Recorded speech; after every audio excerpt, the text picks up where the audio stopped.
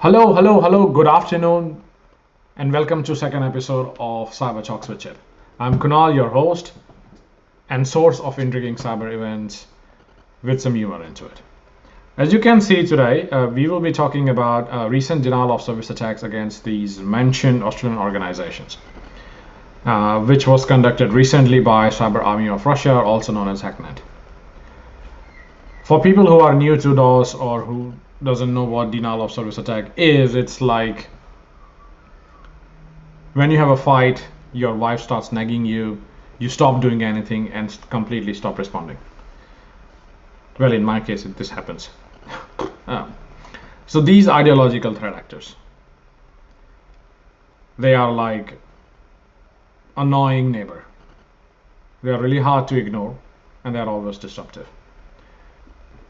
So any other pro-Russian groups, Hacknet or Cyber Army of Russia, is no different. And they are known to target regimes which are pro-Ukraine and are not on Russia's BFF list. The weapon of choice has always remained denial of service attacks, where they come up with their own tools or they just use open source tools. If you look at that Telegram channel, you'll be able to see guidelines, configuration in how to launch DDoS attacks, and it's completely free as well. So they make it much more easier to target victims based on your ideology. Now, despite of all the fireworks, all the chaos caused by these attacks, and all the claims taken by this group of the target sites being down, question remains, like, are these DOS attacks actually effective? And in my time, like, I've been seeing these kind of attacks since the war started, and till today I get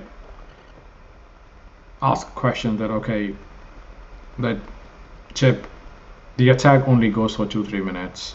We have DDoS attack protections. We have, our site actually didn't go down, or hey, the attack actually happened at 3 a.m. in the morning, which is out of business hours. So why does it matter?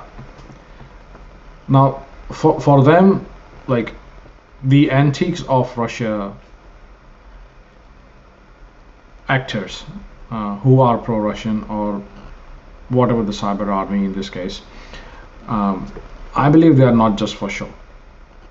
These attacks, like, I know they are small, they could be out of our office hours, like, and they could be short-lived. Sometimes they are successful, sometimes they are not successful. But in case, let's say if it is successful, it can undermine political stability. It can disrupt economic activities, and it can weaken any digital or critical infrastructure. Again, it all depends on who the victim is and how long the downtime was. You can see from the victims that they are starting from small to business, all the way towards airport, to a government organization, to a small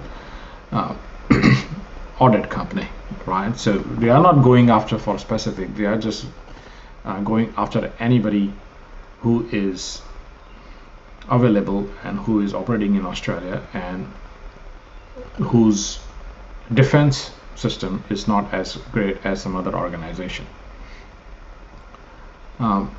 Right, so understanding their methods and motivation, I think, is the key step, staying ahead of these threat actors in this high stakes game of cyber cat and mouse, if we say so.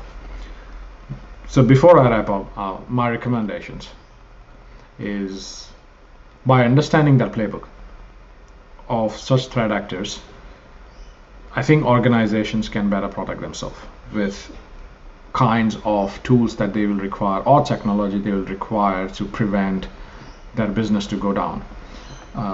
One of the things that I always tell my team as well, or to whoever is coming and asking me these questions, or within the peer industry or within the groups that I'm part of, I always say that check with your threat intel team. Have them monitor these kind of Telegram channels, have them monitor these threat actors, understand what the motivation is. Obviously, it will all start from threat modeling, but this can actually give us some sense of preparations. Like if you are monitoring the post, like for example what you can see on the screen, it is giving a little bit of advance notice, right? And then we can say, okay, do we have proper defenses against? Are we ready if this happens to us? Another one is many times they share tools, configurations, and other things that you can actually action on.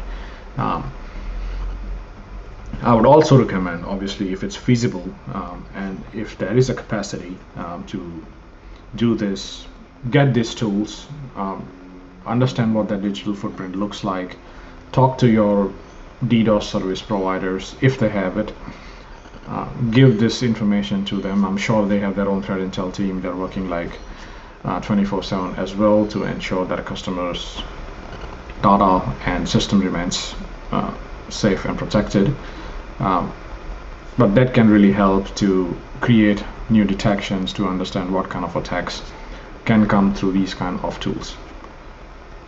Yeah, and yes, lastly, these are the things that I would recommend to ensure that there is a cyber piece.